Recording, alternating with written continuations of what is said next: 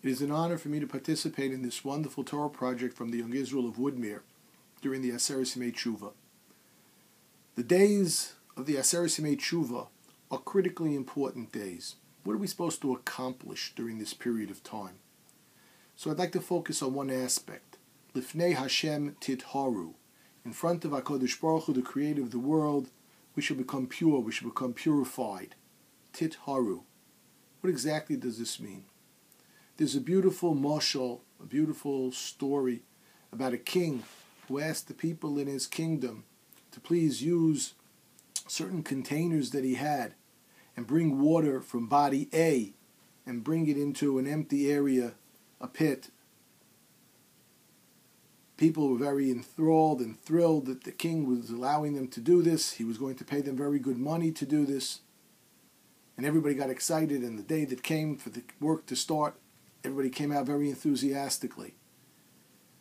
As soon as they filled up from body A and started carrying the water in these big buckets to the place where they were supposed to deposit the water, they noticed that all of the barrels had a hole in them, and the water was leaking rapidly out. And by the time they were able to reach the second place, there was very, very little water left in the barrels. Most people became very discouraged very quickly and said, "This is a waste of time. I'm not going to do this anymore." However, there was a small group of people who said, "This is what the king wants, and therefore that's what we will do." Finally, at the end of the day, the king comes back. He sees that most of the people said, "We're not doing it. It's a waste of time." But there was this small group of devoted followers to the king who did exactly what the king said, and despite the fact that the barrels leaked tremendously, they filled and refilled and kept on filling up the barrels and tried to bring the water from body A into the pit. The king said to them, "You have done exactly what I've asked you to do." What did I ask them to do? I asked them to purify the barrels. The barrels were dirty and dusty and needed cleaning. And this way, by filling the water, even though it leaked out, and filling the water, and even though it leaked out, the barrels became clean. This mashal is very appropriate for almost all of our actions that we do in this world in the 120 years that we're allotted. We're asked to do a lot of things. We sometimes don't understand them. We don't see the purpose. We don't see the final result. But if HaKadosh Baruch Hu asks us to do something, Lifnei Hashem titharu. We also have the idea of a mikveh. HaKadosh Baruch Hu is mitar us. We sometimes use a mikveh. We use other means as well. In fact, many people have the custom that they go to the mikveh before Rosh Hashanah, before Yom Kippur. What's the comparison between going to a mikveh and becoming purified by HaKadosh Baruch Hu? So a very interesting idea from Rabbi Zabolovsky, Shlita, one of the Rosh Yeshiva at Yeshiva University. And he said that there are a number of comparisons between a mikveh and the Torah that we have to do by doing Teshuva. When we do Teshuva, that's a purification process. It's to make us better.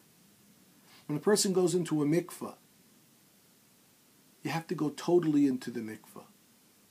If even a little bit of you is outside the mikveh, that tevilah, that immersion, doesn't work.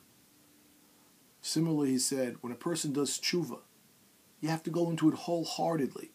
You can't do this lackadaisical, half-hearted effort of tshuva.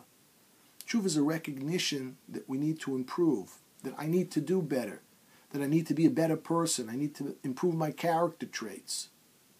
You can't do that in a haphazard, in a halfway measure.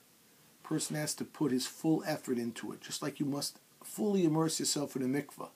So too, a person must fully immerse himself in the tshuva process. And likewise, we have an idea that if you go to the mikveh and you have a sheretz, an impure object, an impure creature in your hand, the mikveh can't work. Similar idea with tshuva. If the sins, the impure object that a person has with him, are still within him, if he's happy about them, he gets a smile on his face when he thinks about the sins that he's done, has fond remembrances of the aveira that he committed. So that's a tovel b'sheretz v'yodo. That's a person who's being tovel in the mikveh and he's having a sheretz in his hand. the mikveh can't work in that situation. If a person fondly remembers his sins, gets enjoyment of thinking about his sins, unfortunately looks forward to the next time that he's going to do the sin, he can't do tshuva in that fashion. Tshuva has to be something that's a recognition, an introspection, a realization that maybe we need to improve ourselves. And in this way, Yirtz Hashem, Lifnei Hashem Titharu, if we understand what the purpose of tshuva is, to make us better, to purify us. Yes, we may fall, we may fail again, but if our hearts are in it for the right reason, we're doing tshuva because this is what Hashem asks us to do. It's a mitzvah saseh to do tshuva. Then, in Yirtz Hashem, we'll all be very successful and have a happy, healthy, sweet new year. A good gebencht year to all.